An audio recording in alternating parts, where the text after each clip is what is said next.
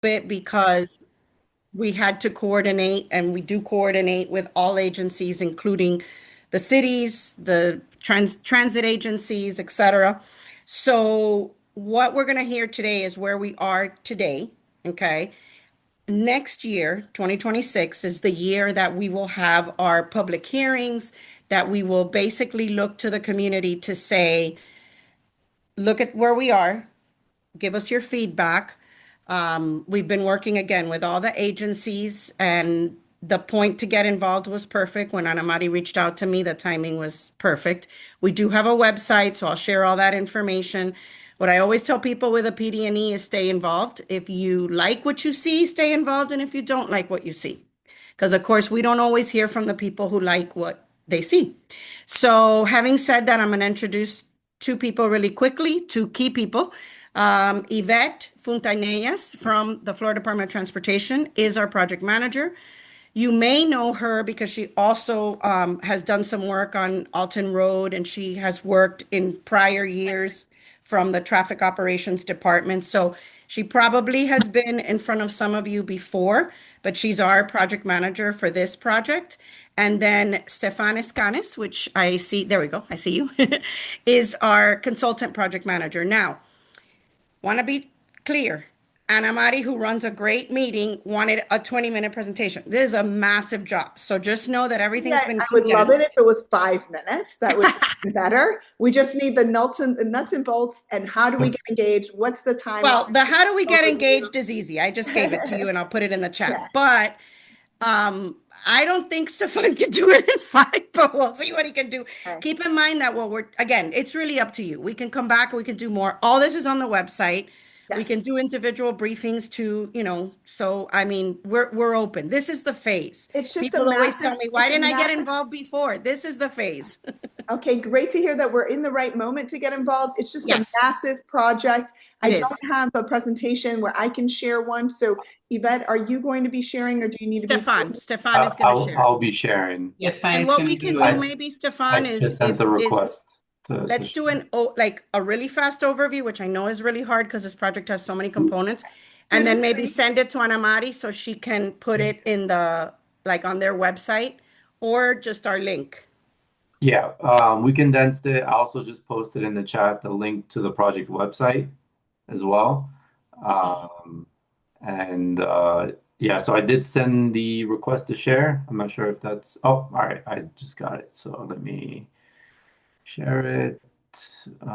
Here you go. Can you all see the presentation?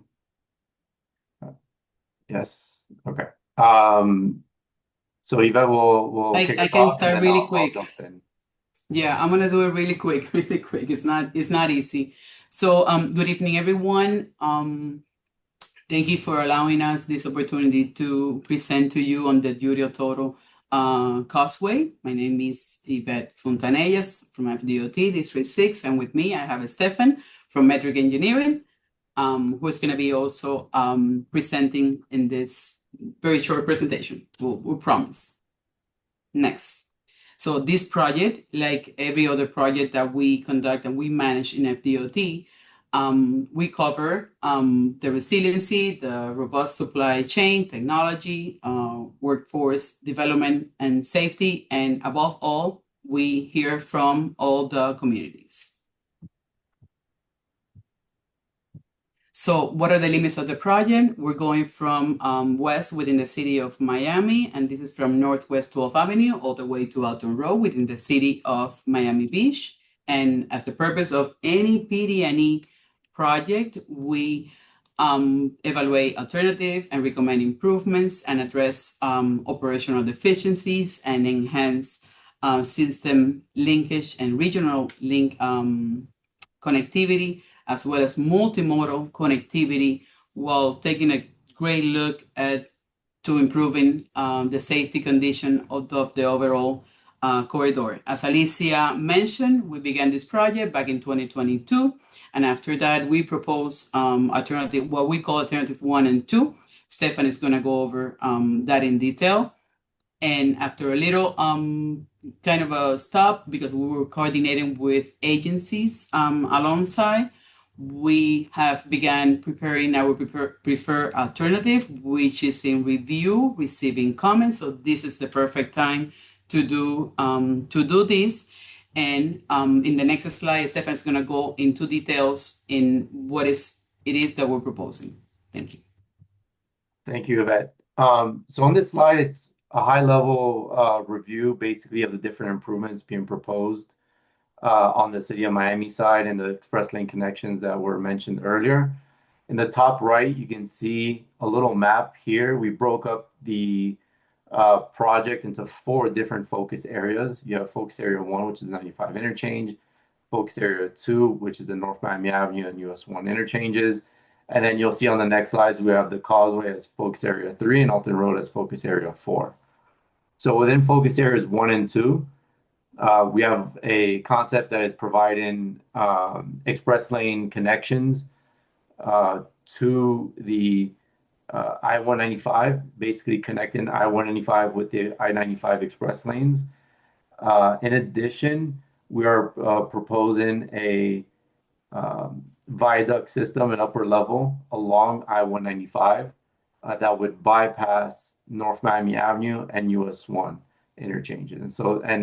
And so those connections to 95, you'll right now the concept provides ramps from both the upper level and lower level to both express and general purpose. So it really provides all that connectivity.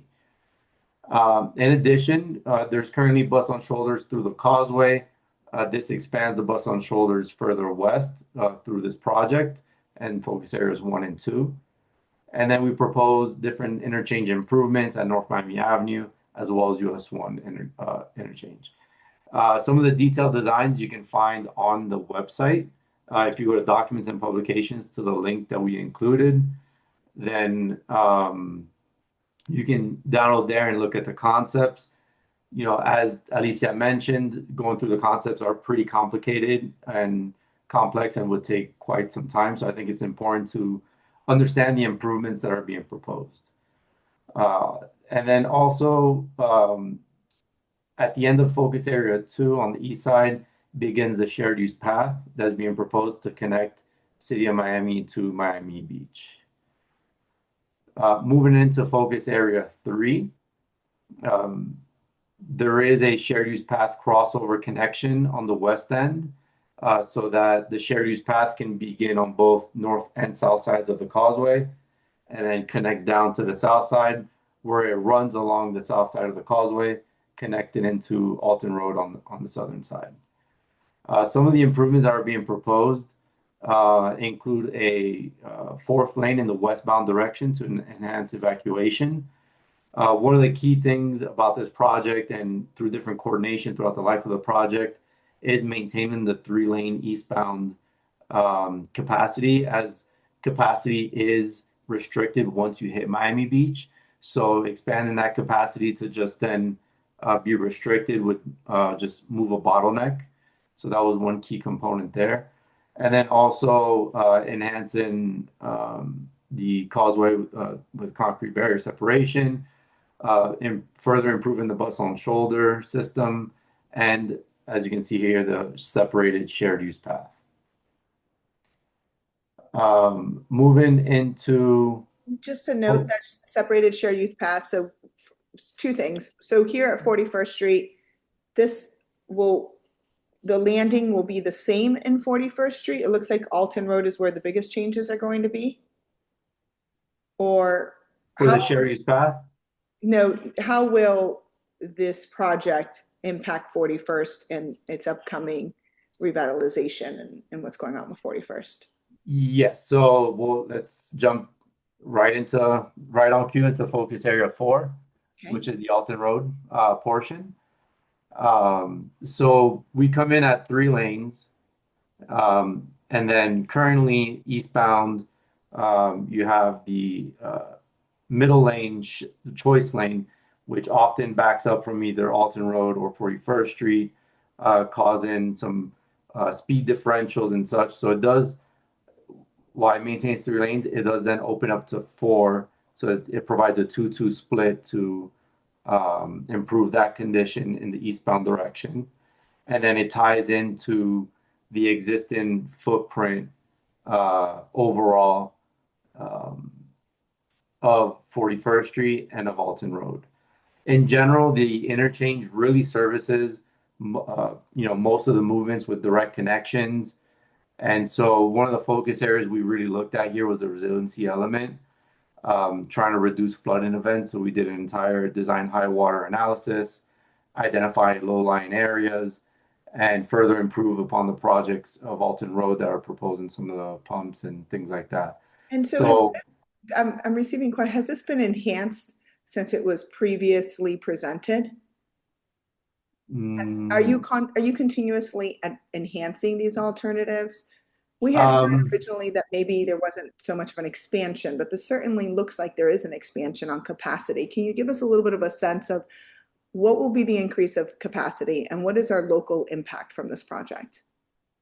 okay, so in the eastbound direction, um, since you do, since we do maintain the three-lane segment through the causeway, we're maintaining that eastbound capacity coming into the city. Now, one thing that we were then looking more for operational improvements, more so than just capacity improvements of adding lanes But that would then hit a the bottleneck at 41st Street, if that. So we are maintaining the three-lane capacity. And then when you get to uh, the bridge and just from certain design standards and open up the lanes, it opens up a fourth lane, but that's really so that you eliminate the choice lane currently that tends to sometimes back up and cause a safety concern of speed differentials, people, maybe motorists, staying on the inside or outside lane to then cut in. So this helps alleviate that safety concern. And then it ties into the existing typical section, so the existing footprint that is there. Uh, Stefan, I'm sorry to interrupt you, but to answer Anne Marie's question real quick, the way it works in these PD&Es is we kind of start with a series of alternatives and we bring it all the way down. And so this is where we are like right now. And now this is what addresses as many of our goals as possible. And yeah, then obviously the agencies that are commenting on this, and participate it like will the be cities, whatever. revised, So etc. yeah, and this is your what you're looking comments, at right now to be commenting on as yes, we, move forward. But again, this is way far as design, construction, and funding. We're not there yet. We got to start with the concept. If I I have a may, I'm quick going to take question. a quick, yeah, I'm going to take a quick pause and introduce O'Neill Rodriguez that's here representing our City of Miami Beach Transportation Department. And then I'd like to also recognize our elected officials that have joined us to listen to this item and that are our transportation champions here locally and some of our candidates. O'Neill? Thank you, Anna Marie, and thank you, Safan, and for the presentation so far. So just to make sure I'm understanding correctly, you're still going to maintain the three lanes of traffic in the eastbound direction as you approach the interchange to either continue to Alton Road South and eastbound on 41st Street, the middle lane becomes kind of like the divider. Right now, that happens right there where the grass area begins, correct. which is what kind of like creates the that gridlock. It's my understanding that now that division between that middle lane is going to occur further west before you get to that point, so that way the traffic can start diverting as needed. Correct. And Okay, that it kind of removes that barrier queue that sometimes occurs with the middle lane coming to a stop and vehicles trying to jump in. And so this separates that out and makes most use of the two lanes, the four lanes, two and two, east of that diverge. Correct. perfect. So that will begin mainly after the end of the bridge, right? As soon as you get off the bridge, that's when you're going to start having, kind of like going from three lanes to four lanes to bifurcate the traffic. Correct. We're looking at, yeah, the bridge area basically. Okay, There are some bridge improvements. So yes, around that. perfect. So Anna Marie, I guess to answer your question from a capacity standpoint, it's not really affecting 41st Street. 41st will remain as is. Correct. And so will Author there's Road. no plans for those 30,000 workers that we have coming into the beach every day, into the hotels. There's no plan for a metro mover or a connection or any kind of mass, rail or some kind of mass transit aside from the dedicated bus, or is that dedicated bus lane being developed and constructed in a way that it could later transition once we have the demand or resources to be able to add transit to this? I just always envision double decker. If we're going to be double deckers, doesn't come free. This sounds like a nightmare for a lot of our businesses, our hotels, our condominium, our residents to be able to handle this kind of mass construction. I would just imagine there would also be consideration for that, for transit. And then I guess the other question was the micro mobility. We've been seeing such an uptick in our community. What's happening in that shared lane? Yes. And I apologize, before you Sorry, answer, I'd like to please. just give the floor to Commissioner Tanya Okay. Vaught. Yes. Commissioner, are you still there with us? Yes, I am here. Those are excellent questions, and I'm sorry for joining late. I'm very eager to hear about the micromobility aspect of this, because that is definitely a need. I was driving over the MacArthur the other day, coming back from Miami to Miami Beach, and there are 3 different people using the bike lanes. And while that doesn't sound like a lot, it's more than I've ever seen, and it was amazing. And it's something that we're pushing for in the city of Miami Beach, and is a much better alternative than it's an incremental alternative that should absolutely be factored in as we start this project. And I'd love to hear about that. And again, because I'm late, and I apologize for this, is there a double decker contemplated for this project going across the Julia Tuttle? Because that would be really horrifying, frankly. So let me, Stefan, real quick, let me address Ana Mari and Commissioner Butt's first question. So the Department of Transportation is obviously not the transit agency. However, they're our partner in everything, right? So when we do or start to even do concepts of this, and just to give you an idea, the current construction on I-395, this exact team, it so happens by coincidence, was involved in the development of that concept over 20 years ago, right? And then we obviously have to go updating it, right? So at this moment, obviously, DTPW and the county are undergoing some major funding issues, right? So we cannot, even if we were told today what they want to do, right, we would just kind of work together. So at this point, whatever they inform us, right, that they're funding, whether it's the city, within city limits, everybody that is involved in funding transit, etc., we will work with. Now, bike lanes, micromobility, we can and do absolutely prioritize that. We also, obviously, in this case, are prioritizing, environmental impact, et cetera, et cetera. So to your point, I hope that addresses that. So you'll never see in our plans, like, a little bus or a train or whatever, unless we've received the approval from the county that they have funded that item. But again, they are wanting to, right, have funding that will go along with us. But they're, of course, aware that this will take a little bit, right? So regarding the reason we're double decking or proposing that, along with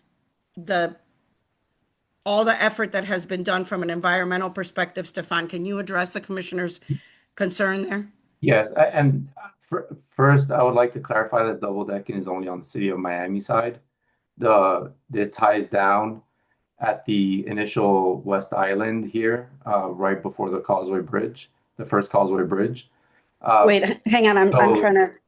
I'm trying to catch up to where you're. So this is on the west side of the project. But So Stefan, can you, sorry, real quick, if Ana Marie will allow us, let's go back 1 second to the 4 sections, just so the commissioner can see sort of the big picture. And correct. then, So if you look at the map, our Right. project spans from just west of 95 to Alton Road. It was broken up into 4 different focus areas. So area 1 is 95. Area 2 is the North Miami Avenue US 1 interchange and beginning of the causeway. Area 3 is the causeway itself, and then area 4 is Alton Road. And so the double decking only spans areas 1 and 2. This upper level ties down as the causeway begins. And so then you can see here the new typical section on the causeway, no double decking. There is a 4th westbound lane to enhance evacuation and alleviate a potential bottleneck with some of the westbound improvements. And then same as we approach Alton Road area, typical section right here, also no double decking. As it relates to transit, one of the key things we wanted to do was continue to work with the county in providing that travel time reliability for transit service across the causeway. And so with that, we have bus on shoulders as it enhanced from today, as well as, sorry for jumping back and forth, but moving back into focus areas 1 and 2, providing that type of service on both the lower and upper levels. That's also really important because the express route to the airport from Miami Beach for Route 150 is one of the highest ridership routes. And so making sure that that is attractive and bypasses a lot of, any potential congestion associated with North Miami Avenue and US 1 was important to provide through the project limits. And so then as, Alicia mentioned, with these engineering improvements, we're evaluating all of the different potential impacts, working with Kaylin's here, but with the Biscayne Bay Commission and all of the other environmental folks with the county and groups. And finally, not only environmental, but resiliency, flood events, and addressing those throughout the project, which is why we have we're looking at raising Alton Road and things like that. Stefan, if I could interrupt real quick for the commissioner, I'm not sure if you heard me say this, but we are more than happy to come with our boards and our bigger plots and see in person with you and your staff. Anyone that wants to do that, that's actually what we look for now. For the next 6 months, we'll be looking for, anyone to reach out and say, hey, we'd like to hear it. So that's exactly, all the minutes of every single concern that we hear go into our report that we submit. So from here, just real quick, once we get through our public hearing into next year, all of this goes into a report, for lack of a better term, many reports, but technically a report that gets handed from DOT to the Federal Highway Administration. Federal Highway Administration will review that we have met all our requirements, et cetera, et cetera. There are several amount of funding and processes that obviously we have to follow, and it will then move to its next phase. And just real quick, Stefan, to what Ana Mari said before, we are expecting to finish this phase of it in 2026. Or yes, Correct. 2027. I'm sorry. 2027. Final 27? approval, final By the approval. time we get everything in and approved and right. Correct. Okay. Yes. Yep. Public hearing 2026. Yeah. And also to what I said earlier, from an enhancements perspective, we take all of the feedback, comments, and what Alicia mentioned about sitting down on the roll plots and, taking in that feedback is really what we look forward to. And I did. Oh, you muted yourself, Stefan. It's okay, but hold on one second because Oscar Vasquez has had his hand up. I don't know if I can see. We'll go to Oscar. Oh, sorry. Okay. So just let me he- just remind people, you see this website that is in your chat. Hopefully everyone can see that. That's going to give you all these pictures, for lack of a better term. It's going to give you a lot of that detailed information. And then my email is in there, but you can also sign up to be part of our mailing list. So just that, by the way, stays on the life of the project. So whatever phase you're in, Once you sign up there, you stay on the mailing list. So I'm sorry, Ana Maria. No problem. Thank you so much. If you can go to the next slide, Stefan, that would be great. Just to give folks that kind of wrap up sense of what the timeline looks like and the schedule. Oscar, as we receive yours, then I would like to just pause and quickly acknowledge our runoff candidates for the upcoming election, and that we're so grateful to them. It was a very hard fought race, and when we do want to acknowledge that they're here and listening to these concerns and this big project that will impact so many of our neighborhoods. Oscar? Thank you, Anna Marie. I just wanted to mention an observation is that it seems that with going back to Anna Marie's comment of the need for faster movement on this corridor during commute time of workers in and out of the beach. And certainly that is, your data should be showing that that's what's driving the major congestion here. It seems that the bus lane is very underutilized resource. And I'm wondering if this could be dual utilized as an HOV lane or as a worker permit lane that would still maintain good traffic flow for buses, yet allow other vehicular traffic to move quickly through this corridor. That's an excellent point. Stefan, can you address in the right now what we have? And again, just to clarify, we have bus on shoulder now because that's what transit is telling us. If somewhere along the way more would, realize, we would obviously work to do that. But can you just explain how we can and cannot use that lane at this point with how it is designated? Sure. So as a interstate facility, when looking at managed lanes, there are quite a bit of limitations associated with that. So you really have HOV, possibly bus lane, express lane, which is then tolled. And so when looking at those options, which we have looked at, several of those, the bus on shoulder really provides for the travel time reliability. So if the travel time of the corridor and speeds drop below a certain threshold, then that lane becomes accessible to those transit facilities, to those transit buses to get through and maintain their service. The amount of it all depends on the amount of ridership, right? And then the impacts associated with an additional lane coming in. Special use lane, that does get very tricky on an interstate facility, and justification associated with it. So that's really one of the reasons looking at that. And then really once you get to 41st Street, there is that right-of-way restriction and tie back down to 4 lanes. So we want to remain cognizant of that and not just perhaps shift a bottleneck along. And if I could add, Oscar, obviously that also remains a lane always for emergency vehicles, emergency responders.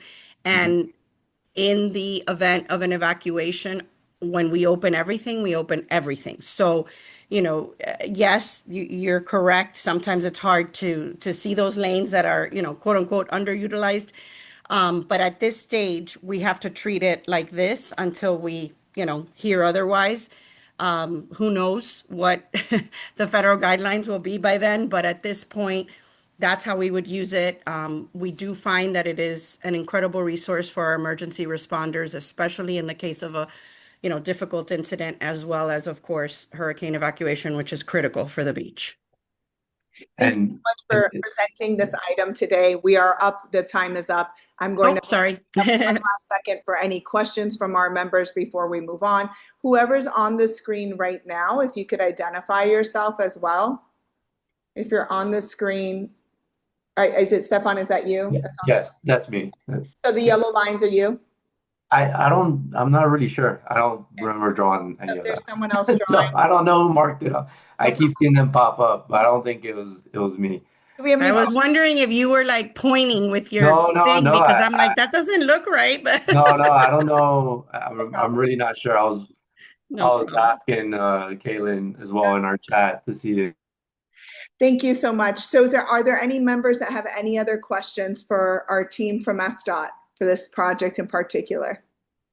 And Ana Mari, while we're looking for that person real quick, just to let you know, MBNA can choose someone next year that would join us in our virtual, what we call our citizen advisory group, which is basically, representatives of, major stakeholders that we just, have a sort of initial meeting with before we go to the public. For example, Mount Sinai has a representative there. If MBNA or any of the other HOAs on here would like to have someone participate in those sort of smaller group meetings, just email me. My email's in the chat.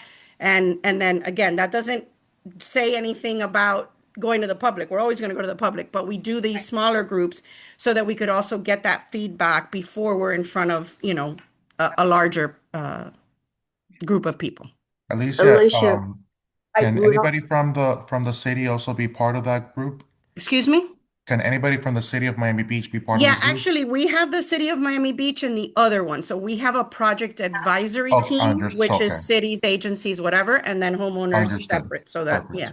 Yeah, so All the technical partners are separate. We also just really encourage, this is going to impact, I feel, 41st Street and the businesses, the bid and the committee and all the work that's being done around 41st, that everyone in the greater MidBeach area is extremely excited to see that transformation. And so thank you so much for including MBNA or having that opportunity to be at that table. I also would highly encourage any of these associations that are represented today or not today, but that will be directly impacted by this project. Again, thank you for being here, and we will go ahead and post this on our website.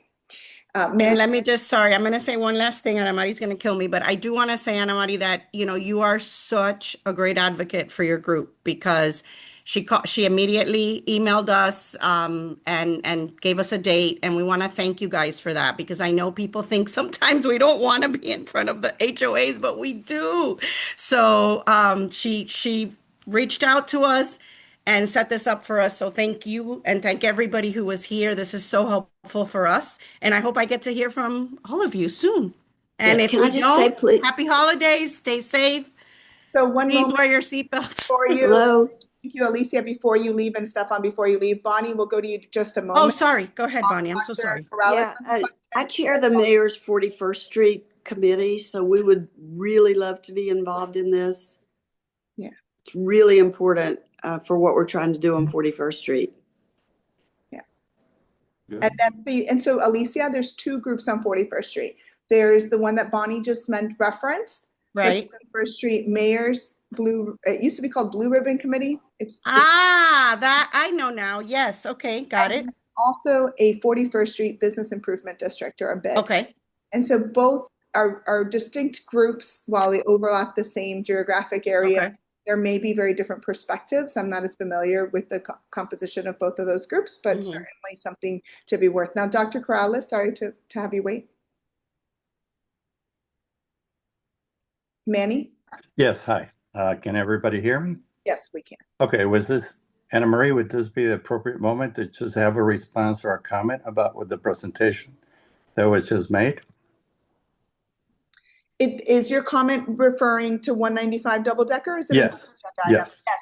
Yes. The only, I think the one comment that was not referenced was the vehicle miles traveled. What is the difference of the volume of vehicles, or the congestion, the change? What these alternatives? What do we think will change? How many more cars can we get on? How will that impact our community? Is an IFM happening? What other analysis is happening in this project? I think some of those details we haven't received, but we will in future. We just don't have as much time right now to go into detail. Did you have a different question, Manny? Yeah, I just wanted to offer a possible alternative to what has been presented. And, anecdotally, when you travel on 195, it has a typical rush hour type of traffic pattern, where it's very busy eastbound in the morning and very busy westbound in the morning, because of the workers, etc. I wanted to just mention that from experience, Chicago, and more recently, where I visited Vancouver, British Columbia, they have 2 or 3 what we call swing lanes in the center. And those lanes are dedicated to the heavy bound traffic in the morning or in the afternoon. Chicago has about 50 million visitors that come in through O'Hare. So to get them to downtown Chicago, they have these swing lanes that in the morning open from O'Hare to Chicago. And in the afternoon, the reverse traffic pattern goes the opposite. So essentially, we have 5 lanes of traffic during heavy pattern hours and vice versa in the afternoon. So I'm wondering if they are familiar with that type of setup. It may be worth investigating. It's probably a lot cheaper, easier to maintain, and it doesn't bring a ugly, 2 or double-decker type of solution to this. By the way, O'Hare also has a blue line train. I mean, I'm just saying, and Virginia also has a lane. I think it's the orange line that you get, it has. I mean, I know they're separate facilities, but they're adjacent to. Right. So, right. Manny, If I may, we're very if I may familiar just, with this. Yeah, Oh, sorry, go ahead. If I may just finish. Mhm. So just what Anna Marie mentioned, the blue line, though, is being used less and less because of the crime situation. And Right. definitely after hours, you should not get on that blue line to go to O'Hare or anywhere for that matter. So it's only a short time in the middle of the day where you feel maybe more comfortable. So vehicular traffic is still what is mostly used in Chicago. One other thing I wanted to mention was the double-decker solution. And I'm sorry to say, so we have about a 5-mile piece of traffic it's called Upper and Lower Wacker. And it brings you from downtown to the west side. While on top is very nice and safe, on the lower, because of climate situation, people usually linger on the bottom, and it has become a crime situation with dereliction and alcohol and drugs, et cetera, et cetera. So I'm not sure that would happen here because the crime, the climate is not as inclement, but is something to keep in mind. Thank you, Manny, for mentioning that. Actually, we have had encampments across 195, and this climate and there have been certain activities under the bridge. Right, years. right. Lots of different police forces that have been engaged. Yeah. And let me clarify, Ana Mari, real quick for Mr. Corrales, and then I'll let the engineers give the technical part. But I think that this might be something, I know that you all are considering what he's mentioned, the different alternatives, but this is something that we can continue in conversation or answers and questions. Yeah. And Dr. Krause is very engaged in MBNA, so he will be aware of the future conversations. And And we could meet with Dr. Corrales. I just want him to know that, yes, we're fully aware of those types of lanes. If you know, we have them in Broward. And you know that the traffic has to literally be a real split, which again, that's another discussion for when the engineers can explain it, but we'd be happy to meet with Dr. Corrales. And as far as the encampments, I just want to remind people, when we talk about a double decker or a viaduct, you'll hear is the other word, like we are also building on 395. Those are highways. So there's no, the bottom level, right, is a highway. So, in the case of 395, there was obviously the idea of the underdeck, which again, unfortunately, the funding has been cut, but we'll see what happens there. So 100%, this is a very big issue for us in all of our projects, and especially when we're coming to reconstruct. So I'm happy to, you're right. In order to explain to Dr. Corrales, we'd have to go into traffic numbers, which is very busy. But yes, we're fully aware of those. Thank you all so much again for this presentation. I don't see any other hands raised. We're going to move on and close this item. Thank you, Anna Marie. Thank you. Thank you. Now, again, November elections just happened. I know everyone is still recovering. We are very grateful that Monica Mateo Salinas is with us today, and Monique Pardo Pope is with us today. Both of them are in a runoff. These are the only two that are in a runoff. Everybody else was elected yesterday. The early voting happens, I believe it's Art Basel weekend, if they can confirm it, and December 9th. But you can still register to vote if you didn't do it. You can actually register to vote right now this week and be able to vote in this runoff. Monica or Monique, would you like to say a few words or any thoughts on this project or what brings you today to MBNA? Hi, good evening, everyone. Monique Pope. I just want to say thank you so very much for all of you that came out to vote, that participated in your civic duties, and thank you. This has been an incredible battle for my team, and I am going to continue to fight every single day to earn your support and your vote. I am always available. Please feel free to reach out to me, call me, email me. My law firm is on 41st and Meridian. You can pop in for a coffee. I'm excited to learn more about your thoughts on this upcoming project, and hopefully you'll come out to vote December 9th, and I look forward to serving you on the dais. Thank you so much again for all your support. Thank you so much, Monique. Monica? I think Monica has stepped away. Hopefully she'll be back in just a few moments, maybe after the next item. So today we have, I'm not sure, I know Marcela Novella was here with us earlier, the president of the Flamingo Drive Association. Both MBNA and Flamingo Drive Association have been advocating for better connection to the Bayshore Park. It's a wonderful new asset in our community, but we need better crossings across Pine Tree to be able to access it.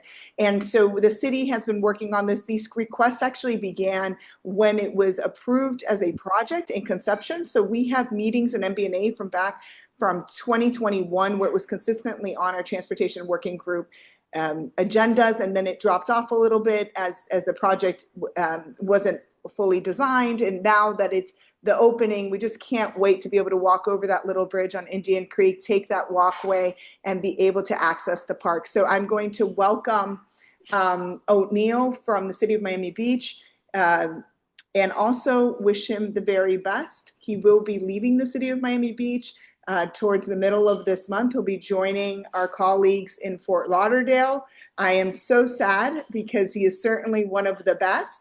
And commissioner and mayor and administration, whoever's here, you guys need to do something to keep our people because we keep on losing the great ones. So O'Neill, you're going to be missed, but before you go, please give us an update of where we are at with the Bayshore Park connection and how this beautiful park, all of our communities can join it. And before you share that update, I just want to give a moment to iPhone 264. I believe that is Marcella, if you'd like to say a few words.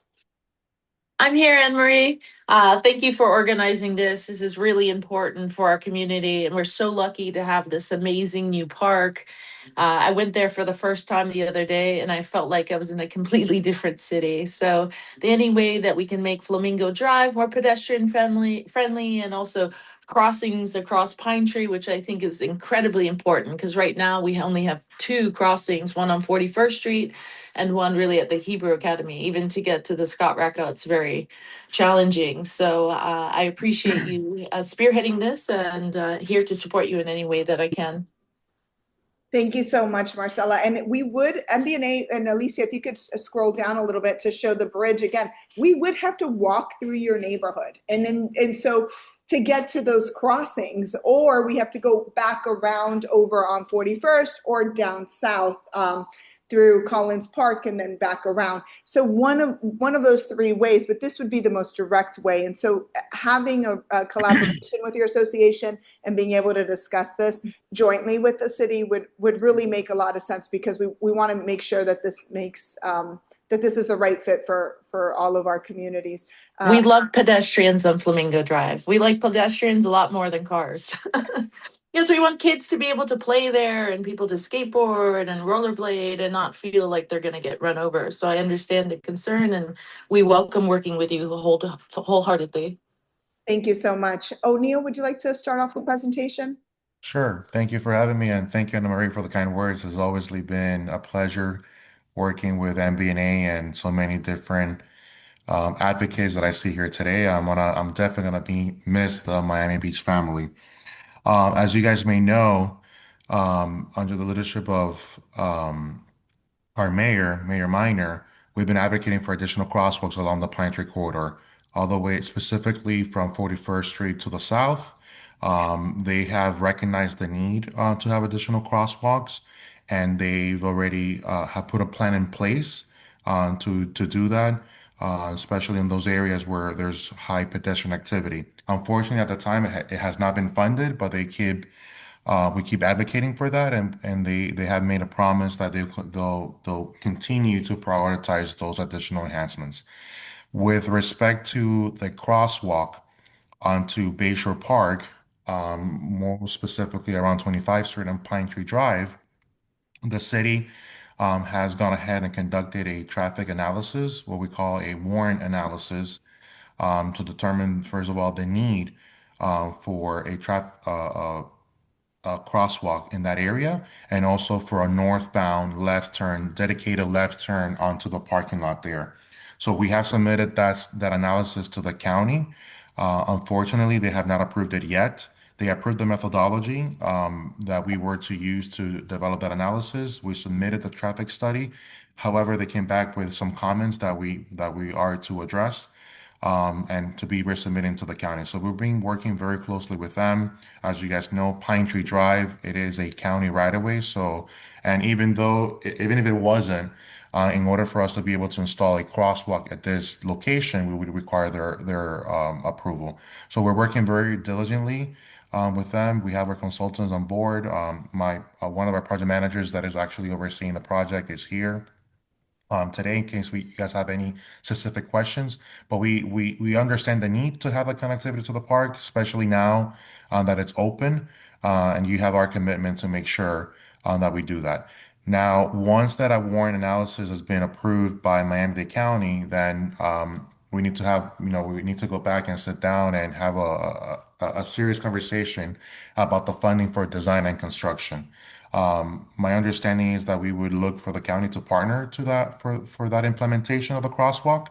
However, until we have the approval from the traffic component, the traffic analysis, we wouldn't be able to move forward behind after that. O'Neill, Yes. sorry, let me try to break this down so that I can better understand. So what is the time frame to have something approved? Because the need is there, that's already been confirmed. So Correct. So we started the study in September. okay, We submitted the traffic study to the county. okay. Once you submit the traffic study to the county, they have about 30 business days to provide us a response, and we received comments already from them. So now the ball is on the city's court to address those comments. One of the comments is that we need to do additional data collection. They want to see 12-hour counts. So we would be scheduling the data collection And you very collect data, soon. and you Excuse collect me? data automatically. You have something that collects it, or you put strips on the ground. It's not a human It, during this 12 hours. it's not a human. We may use a combination of cameras or a combination of those loops that you may see on the ground. So be doing 12-hour counts, and then we'll What be is doing. realistic of that? What is realistic? Because I mean, I don't understand. So they're doing counts of traffic or vehicular traffic or pedestrian, because I don't think pedestrians want to cross. So I'm just Well, wondering. there's actually we look at both, which is why we use cameras because it's always good to show if there's pedestrians that are crossing, along Pine Tree Drive without a crosswalk. It shows the need. Right. So that the more actually, this is gonna sound, I mean, perhaps not. If we can prove that there's people actually crossing without a safe crosswalk, that would have more weight Oh, for it to warrant.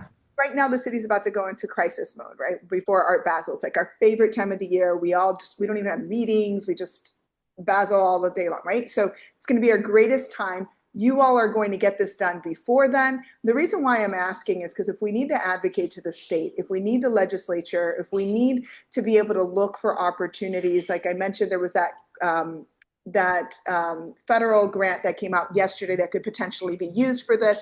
If we need to do these things, we need to have a realistic timeline to be able to mobilize and try to get it. If you did a study in September, we're waiting 30 days, now we have comments. When will we be able to get that assessment in so that we as MBNA can be a bit more helpful in getting this done quicker?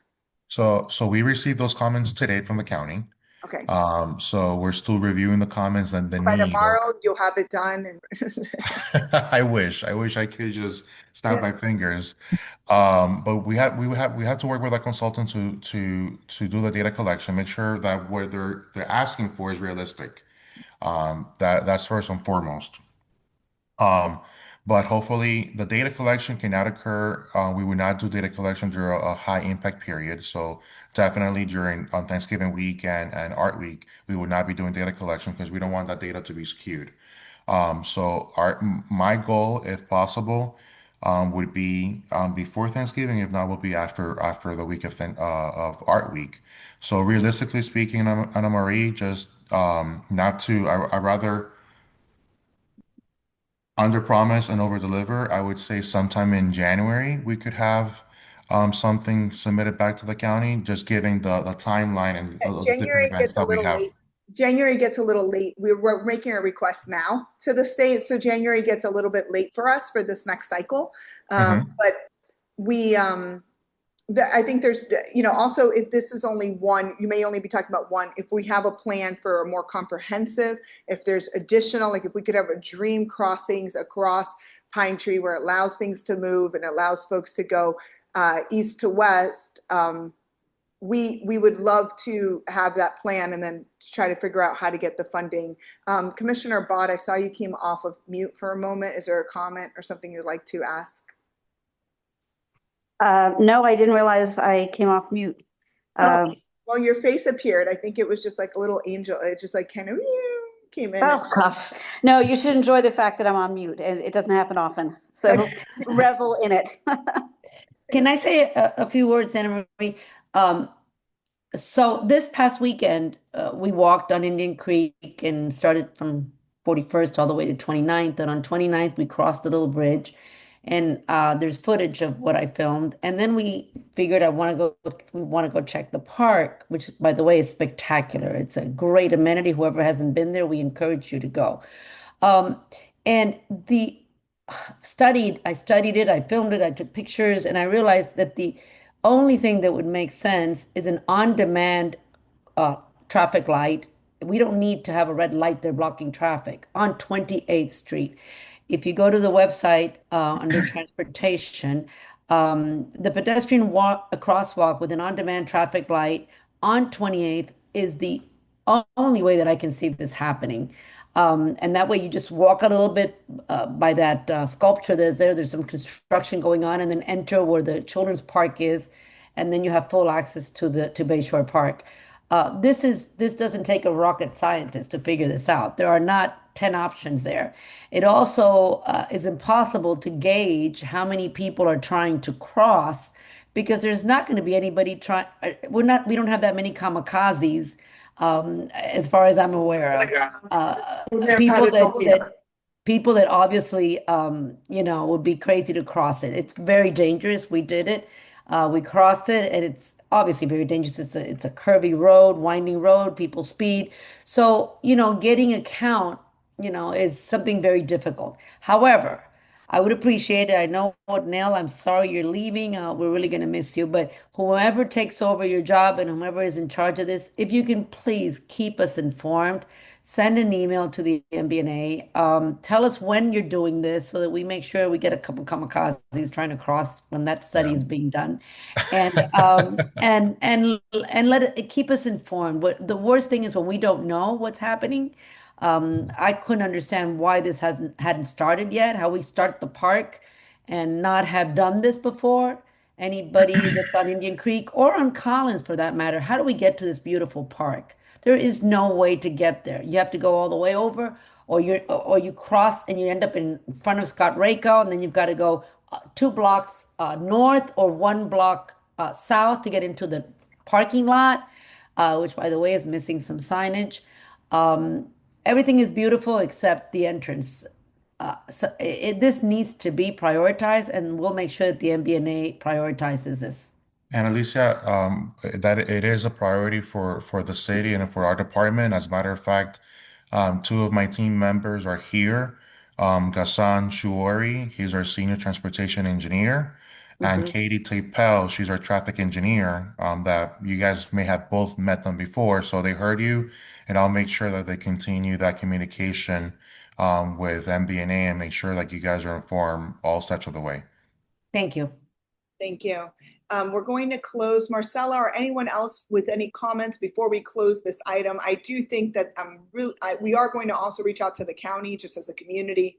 I'm concerned about their comment and request. One, the amount of money and time, and two, you're not going to see people crossing there. I mean, it's really a death wish. This is a community that's requesting to cross, but not because we have to cross, but we want to cross. And so hopefully, I mean, I don't know. I just think that the comment or the request, if there's a way to be able to share what was exactly asked, so that our comment to them will be able to. We'll share those comments that we received today, Anna Marie, with you guys. We'll share those through Kevin and his team. The comments that we received, so that way you guys are aware. And again, advocating never hurts. So I welcome it. Thank you. Marcella, any final comments from you and your group? No, I think we covered everything. I think we're completely aligned with what we want to do and having safer crossings to allow people to come to the park. It just makes perfect sense to take this next step. Thank you. Thank you. Now, moving on to the next agenda item, we have two projects. We have a 38th Street. So anybody with Vienna District talking about having difficulty crossing, Collins Avenue is another crazy place around 38th. At the corner, there's a MidBeach crossing, and then there's parts where you have to cross a little further north and a little further south, and it's very difficult. The development in that area is wonderful. We have the Amman, we have Shaprani House, we have so many great projects that are coming, and we don't have a network that makes sense. Even the bike lane that's there doesn't have protection. I appreciate O'Neill and the city requesting protection from the state for that lane, but we don't have it. They're still piloting and testing what the CEQAs are like on Indian Creek before we get protection on Collins Avenue. But we do have someone here from the state that's going to share a little bit about the road safety audit, and they've heard the community. They heard that this is really concerning and that we need a plan that takes into consideration this entire corridor area. Do we have Carlos Francis or anyone from Choice Consulting with us today? So we don't. O'Neill, is there anything that you would like to, or if they please unmute and speak. O'Neill, is there anything you'd like to share about that project in particular? So we're still in the very early stages of the roadway safety audit. We just received the scope of work of that they're going to be doing. My understanding is that they're going to be conducting the roadway safety audit from 38th Street to 41st Street. They've given us an opportunity to review that, to make sure that that our thoughts that are aligned. I also know that we had that meeting in the field. Catherine was part of that meeting. So she's going to be very much involved with FDOT to make sure that the road safety audit complies with everything that we've been asking for and advocating for. Okay, thank you. And thank you, Katie, for being out on site. I think it made such a difference having you there, along with Jose Gonzalez. Both of you being there in person was really important. So the next item that we wanted to quickly discuss is 41st Street. Anybody seen the two lanes? Have you driven through southbound Collins Avenue? You've been in traffic before and had trouble turning. Well, right now there's folks working there from 7 a.m. all the way. Thank you, Monica Mateo Salinas. I know you had to step away. There was some fraud and stuff that you were dealing with. And so we'd love for you to join and say a few words. These 2-lane projects, you've been there from the beginning, from the conception of thinking about that and advocating for it. It's going so well. We could not be happier with FDOT. They work from 7 a.m. to 4 p.m., but they don't block a lane unless during those hours that are non-peak hours, but they are using their vehicles very strategically, parking them in the median in the areas that they're not working. Honestly, I don't know who the contractors are, but every day we receive dozens and dozens of videos from our members, and we're always just pleased to see the comments. If you have anything negative or constructive that you'd like to share, you can also share that with us. But really, I think this is one of the best managements we've had. We did have elected officials guide conversations with FDOT, and I think that helped a lot. We had bi-weekly meetings with them upcoming, leading up to that project. And I don't know, I think it's making such a difference. And maybe that's just me and my perception. Love to hear from others and see what you think. But I think that the involvement Thank you, Alicia Casanova, and to the entire Transportation Working Group and everybody, Charlotte Tomic and others that have really been engaged in these conversations. I think your involvement makes a difference. Monica Mateo Salinas. Hi, everybody. Trying to turn my camera on here. Hi, everybody. How are you? Monica Mateo Salinas here. I just wanted to say hello in a couple words. Yesterday was a very big day for me and others. It was the election day, and everybody, it was an amazing turnout. And I'm just so pleased by all of our neighbors that care so much about our city and, you know, the lengths that they go to participate in our electoral process. It's fantastic. I'm proud of our neighbors. I'm proud of our neighborhoods. I'm proud to, you know, get as many votes as I got. I'm so humbled and so grateful. I'll always be here for your community, for every community. I've enjoyed this process thoroughly. And now I'm ready to work hard in the runoff, just as hard as I worked this time around. And I'm looking forward to being your next commissioner. So thank you, MBNA. Thank you. Thank you, Monica. O'Neill, did you have a comment on the project? Yes, I thank you for that feedback. It's very good to know that contractors are abiding by the rules. As you mentioned, that you don't know the name of the contractor is Florida Engineering and Development Corp. I did have a quick conversation. Flora, like flower? Flora? No, Florida, like the state of Florida. It's not often that Anna Marie gives compliments like this. I just I want you know. to. I was like, oh I'm wow, sure the city staff is very, very they must be doing a surprised and great impressed. job. I walk or bike my son 3 to 4 times a week, only on the days that I have to, I'm not able to. But and every morning we both look, and I get Esteban Porcelli, who's on the call today. He also sends me tons of videos. Everyone else that I get videos from and footage, and I take videos myself because I just think we're all so impressed. So really, That's just very good. very happy. That's what good communication does. See the Very difference? good. That's what good. makes I don't a know. project successful. Somebody else, maybe, please tell me what it's like to drive there and walk through there and tell me what you all think. But I think it's been so, I mean, they're not closing the lanes for no reason. I hate, or not being able to cover up. We've had things on Collins Avenue where they just leave them open, or 41st, and we had 41st Street, 41st where our business is, our corridor. It's the heart of MidBeach, and you had it closed. Lanes were closed, and we had to drive around them. I mean, this is so much better. So thank Very you. good. Yeah.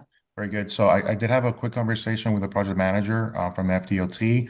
The project is on schedule, and they've also shared and promised that during Art Week, with which we know how crazy and hectic it can get in this area of MidBeach, there'll be no construction. So all lanes will be open during Art Week. So that's another that I would say it's part of the communication That's right. between We the asked for city, that. MBNA, and the state, that they've been able to hear us and make sure that as part of the contractual obligation, there be no construction during Art Week.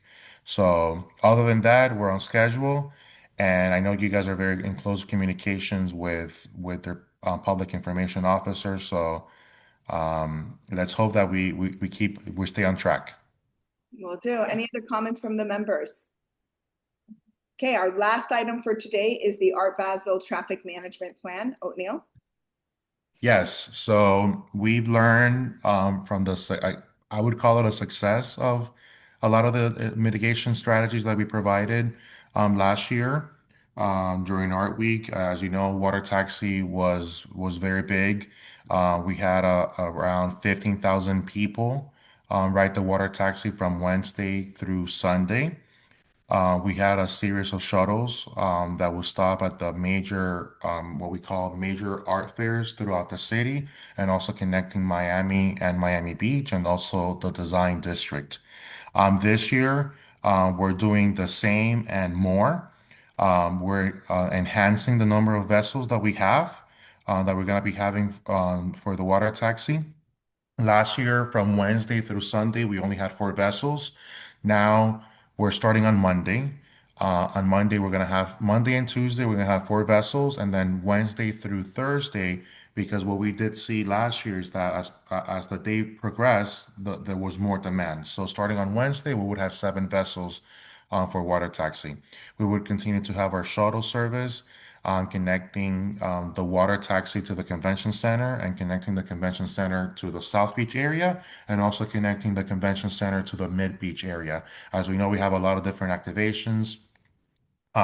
We have the Bass Museum, we have the Faena District, we have Soho House and the art fair or the activation that is going to be occurring on 46 and Calling. So this shuttle is going to be connecting all those locations, and also they're going to be stopping what we're calling park and rides on different parking garages that we have in within our city. Also, we're going to have a shuttle that is going to be connecting the convention center to the design district, and it's going to and we're promoting the park and ride as it's going to be stopping at two parking garages that we have on the Miami side. The good thing about that particular service is that it will be utilizing the the the bus lanes, the dedicated bus lanes on the shoulder, so that way, at least for that segment of the causeway where they're available, they'll be able to, skip all that traffic. Also, Katie has been working very hard with one of our consultants to look at the different traffic patterns that we had last year and try to predict what will happen this year, and that we already have preset timing plans, a special event timing plans that will be already pre-deployed prior to the congestion getting worse. Last year, it was a little bit more reactive as the conditions were getting worse. We were reacting to it. I tasked Katie this year. She's great. She's a valuable resource to the city and to our department. I tasked her with, doing something more preemptive. So we're looking at the 44th Street corridor, we're looking at the Collins Avenue corridor, and all the other major corridors in our city. So, God willing, this is going to be a much better art week than we had last year and continue to learn from the lessons. Sorry, O'Neill, but does Katie already know if we're going to be having those activations on the beach, in MidBeach? And will we have When you say activations, you mean art fairs? no, like for example, the elephants from last year? Will we have Yes, we are communicating. We are communicating with the Tourism and Culture Department. So we have a list, a very comprehensive list of all the different activations, both private and public, that will be happening throughout the city, especially from 41st Street South. Okay. So yeah, and the number of attendants and things like that. So Okay. we've been what using Katie's those. charged with. So Katie's going to make sure that we don't have that backup of 3 miles, and everything is going to be able to be coordinated this year. We're doing everything in our power to ensure that that doesn't happen. Also, enforcement, it's a big one. So we're also in communications with the parking department. I know they were a big help last year. Also, I know around the 44th and Collins Avenue, what I call turn, that tends to be a little bit hectic from time to time. So we're working with our partners in the parking department to ensure that we have enforcement in that area, to make sure that we're doing everything we can possible to mitigate prior to it getting to the worst. Yeah, it's hard to communicate. That's a tough one, but I think if we figured out spring break, we should be able to figure that out soon. Okay, any other questions for O'Neill on Art Basel? No? Okay, Kara, I apologize, I didn't realize KP was for you. We really appreciate Commissioner Fernandez's office being here. We're so excited that he was reelected just for another 4 years of service. Grateful that he's willing to serve. Grateful to everybody who's willing to run for commissioner. Honestly, I mean, this is cake what we do here at the associations compared to what you all are committed to doing. And we're just so grateful to everybody for their leadership. So thank you. The floor is open. We have 7 minutes. I'm going to close the meeting in just a couple of minutes. But before we do, please, are there any other items or discussions? Miriam, unfortunately, the recording was stopped, and you gave such a thorough presentation today on the Fountain Blue item. As we mentioned, we're going to meet with Fountain Blue. We're going to meet with all of our members. Thank you, everybody, who answered the poll. If you saw, 65% were against it. We did have a percentage of folks that said they were for it, and a percentage of folks that were equally unsure. So we will follow up with the thought and idea of covering historic buildings with 12 12 floors of slides and the traffic and other issues that may come. Dana? Yeah, hi, how are you? Hi. I'm a Miami Beach resident and I live right down the street from the new park. And I don't know if this is the platform for this question, but the park is not ADA compliant. And I have a very dear friend who was not able to make this Zoom, and her child is wheelchair bound and she cannot push him around the park because of the gravel and also the playground. There's not a lot of, there's nothing there that she can utilize. And I just want to know Yeah. if there's plans to, to pave some of the walkways or to help different residents who need that for wheelchairs. Dana, I think that is obviously so important. I'm sure that the city, and this is me as a citizen, as a resident, just saying, I'm sure the city is going to tell you they designed it, built it for it to be ADA compliant. So it might depend on where we're accessing points, but I do think that the entire park needs to be able to be enjoyed by everyone. And if there's not equipment there where children that are wheelchair bound can enjoy, or they're not paths where they can easily get around and enjoy the park, that's something as a community that we would like to maybe visit in person with you or your friend to be able to better understand, take videos, and also meet on site with the city and with the county. You're going to want to email Kevin Pulido. His information is in the chat. He is the director of neighborhood affairs. I'm actually not sure if that's his title, but we think he's the director because we reach out to him for everything and he resolves everything very Okay. But Dana, this is Tanya Bott. I'm one of your commissioners. Thankfully, I was not up for re-election last night because that was a brutal race. But you can reach out to me as well if you want to send something to Kevin and to me together. It's Tanya, Tanya. Do you mind just putting it in the chat so I can? Yeah, that's fine. And I would. I'm quite sure that it was designed to comply with ADA. There's a possibility, standards rather. There's a possibility it's not completed yet because we wanted to get the park open as quickly as possible. And also, I'm sure there's a rhyme to the reason, but let's figure out what's there's a not few there other yet. things. Okay, there's a few other things as well. Like I know in the playground, there's a lot of areas where kids have been hurting themselves, either, breaking limbs or, it's a joke amongst the parents that the local hospital sponsored the park. So I feel like there needs to be. That's disastrous. Yeah. Yeah. So please email me ASAP. Okay. And we'll get a meeting set up and we'll get that going. We don't want anybody excluded, and we certainly don't want anybody hurting themselves. That's absolutely terrible. Okay, I appreciate it. Thank you so much. Of course. I have a comment and I can't find the little how you raise your hand. No problem, Bonnie. You are being recognized. Just 1 second. I want to thank Bob for making that comment. This is why when they're present at these meetings, it really makes a difference. And Dana, we've never met, but I'm so grateful that you're here today. And if we can go out and take a video as well as just residents so that we can better understand what they're going through. I mean, I'll probably visit it just to kind of get a sense because I'm not fully understanding the issue. Commissioner Bob also put a phone number there, and we also added her aides information. So I'll reach out. I'll be more than happy to meet with you. I kind of turned into like a public, I guess, an advocate for the community and different neighbors and friends. So they always reach out to me and have put me, up for bat. So I'm happy to just give the feedback of the park, and a lot of stuff needs to get done. So I'm happy to help out. And there's also other questions that I'm having with the tennis courts and, different contracts and things that I'm not so happy with. So if we can meet, that would be fantastic. Dana, just if you can send something over tonight so we can get the ball rolling. And I think the public safety is of paramount importance, and the contracts and other questions are secondary. Not that they're not. Yes. No. I'm already in touch with the city manager, so I'm okay with that. Just more the park that I want to deal with. Yeah. Perfect. If anyone's getting hurt, that's paramount. The only thing that we're elected to do is improve public safety. All the rest is details. Yes. So, okay. Perfect. I appreciate it. Okay. I'll look forward to getting that email from you soon. Yes. Okay. Perfect. Now, Bonnie Crabtree. Yeah, I just wanted to share some good news.